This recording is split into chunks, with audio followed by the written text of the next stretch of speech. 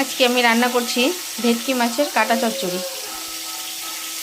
এখানে আছে আমার কিছুটা মাছ, আর এখানে আমি ভেটকি মাছের কাটাগুলো ভাজা হয়ে গেছে। এখন আমি পুরো রান্নাটা সেরে নেব।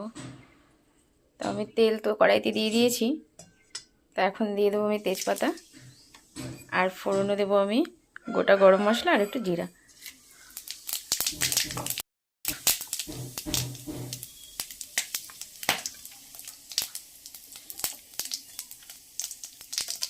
ফোড়নটা হয়ে গেছে, এখন আমি দিয়ে দেবো পেঁয়াজ।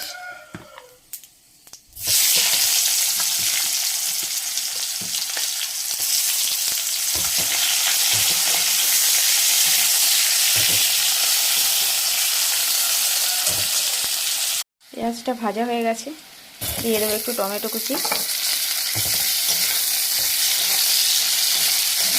আর এরই সাথে দিয়ে দেবো আমার এখানে পেস্ট করে রাখা আদা রসুন আর কাঁচা লঙ্কা বাটা। আমি সব মশলাটা দেবো না, এখানে অনেকটা আছে।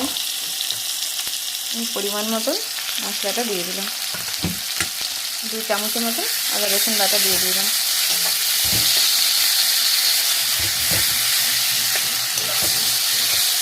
আর এখানে একটা মশলা রেডি করা আছে, জিরে, হলুদ, লাল লঙ্কার গুঁড়ি আর ঝাল লঙ্কার গুঁড়ি, এই দুটো দেবো।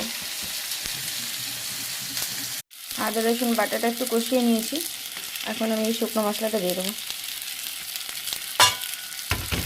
আর সঙ্গে দেবো আমি মিক্সি বাটি ধোয়া জলটা।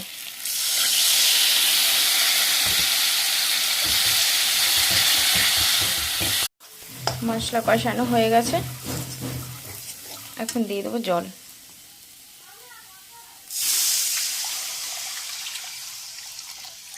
বন্ধুরা, তোমরা কে কে এই কাটা চচ্চড়ি খেতে, ভেটকি মাছের কাটা চচ্চড়ি খেতে পছন্দ করো একটু কমেন্টে জানাবে।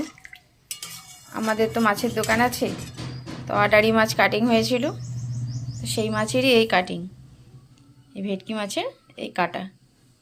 তো আমরা তো খাই না, আমার বর আর আমার শ্বশুর খাবে। ঝোলটা ফুটে গেছে, এখন আমি এই মাছের কাটাগুলো দিয়ে দেবো সব।